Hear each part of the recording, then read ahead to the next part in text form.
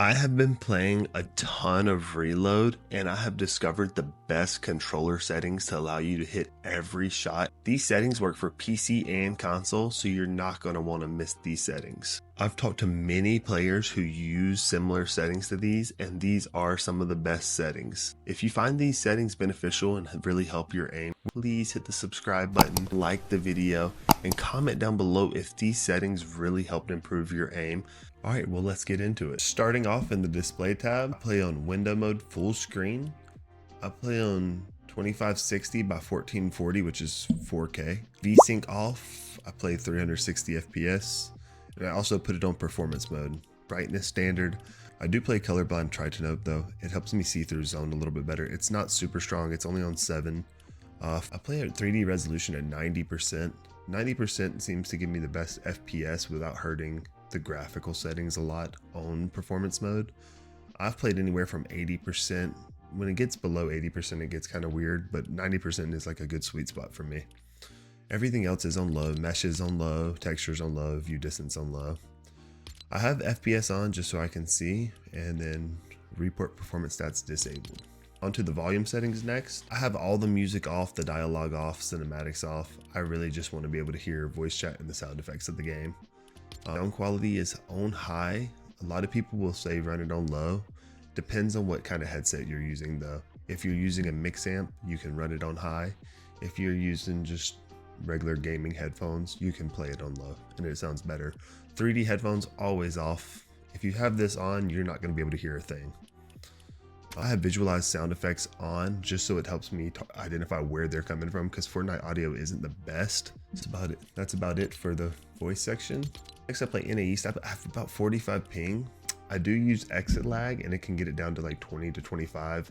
However, I can't use it while I'm live, so it doesn't really help me too much unless I'm playing in tournaments off stream. But exit lag is really good though. This is not a sponsored video either. I'm just saying I do like exit lag. Movement, toggle sprint is on, auto open doors, hold jump mantle activation, hurdle, press jump. A couple things that you really should have. I have auto pick up weapons off just because whenever you're trying to spam pick up loot, sometimes you can pick up things that you don't want to pick up. I auto sort consumables to the right, so it puts my shield pods, like anything that's a consumable item, it puts it in the right slot. This is a very good quality of life thing they've added, especially now with the glitch on controller where you can't cycle to the left in the menu anymore. You have to cycle all the way right. At least it puts the items on the right side for you, so you don't have to cycle like a big pot from the very front slot to the back slot. Reset building choice. I have this on because it will always go back to the wall. So like I can place a ramp and then I immediately know that it's going to be a wall place. And I don't have pre-edits disabled. I don't have pre-edits disabled because I really like to use pre-edits when I'm fighting in box fights and 1v1s.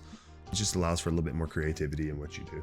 Turbo building is always on. I auto confirm edits and resets. It just makes it easier. I do play on a scuff controller. I play claw on a scuff, so I have a lot more buttons and a lot more button options to be able to press than most people.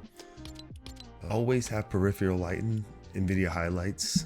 All of these need to be off. These two will hurt your FPS a lot. The big thing is the replays. If you have replays on, your FPS is going to be tanked. So having these off will instantly boost your FPS no matter you're on console or computer. I have the idle energy on just because I leave my game up a lot and it just helps not use as much energy. Now to the reticle UI, all of these are going to be on except for runtime performance. This one isn't very important. This is about the gyro controlling. What I will say is if you turn this on, the advanced option on, go down to the very bottom right here, and you want to make sure you have all of these options disabled, and then you want to make sure everything is on the far right here as well. You just want to go in and make sure they're disabled, and then you go back to the top and you want to disable the gyro controllers as a whole, the advanced options. That's just going to make sure you're not using gyro, and it's going to help improve aim assist. Mouse and keyboard doesn't apply because we are controller players. We are the better player, so don't even worry about anything in the settings or anything in the keybind settings. Now to the input, we're obviously on controller, so we're gonna have auto run on. We played build immediately on Builder Pro. Edit hold time and slide hold time is the lowest possible for us. Vibration off. I don't want anything to mess with my aim while I'm aiming. If I'm getting shot, I don't need a vibration feedback to know I'm getting shot. It shows you on screen. I don't use the quick weapon yet. It's kind of buggy still, so I haven't used it.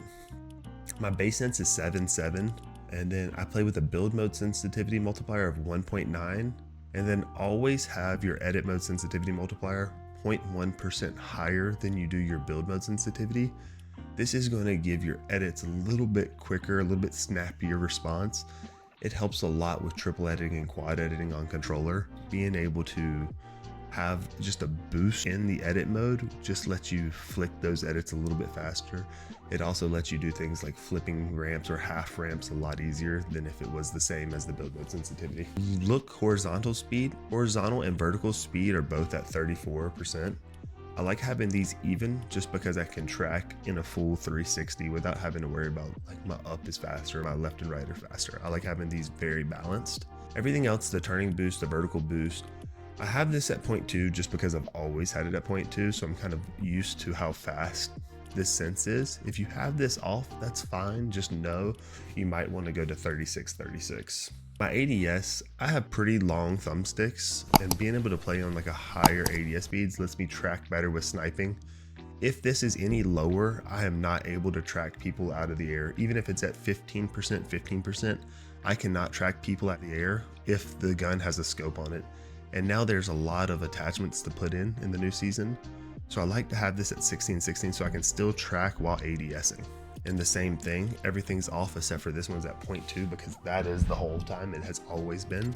Look dampening as 0. We play linear. Linear to me is just the easiest one. It's the smoothest one. And I feel like I get the best aim assist on linear. Dead zones are both as low as they can go. So if this was any lower, see the yellow circle indicates that I have no stick drift in either left or right. So I like to play them as low as it go. If my controller develops stick drift over time, I slowly raise these to match the stick drift just to avoid stick drift. Now for my binds, I play on a Scuff controller. I play on a Stuff Envision controller. It's the new PC Scuff. So I'll go through my settings. Unless you play with 4 paddles, I don't know if these settings are going to apply to you or not. But I'll just quickly scroll down through them so you can see. Feel free to pause the video at any time to make sure you get the settings that you need.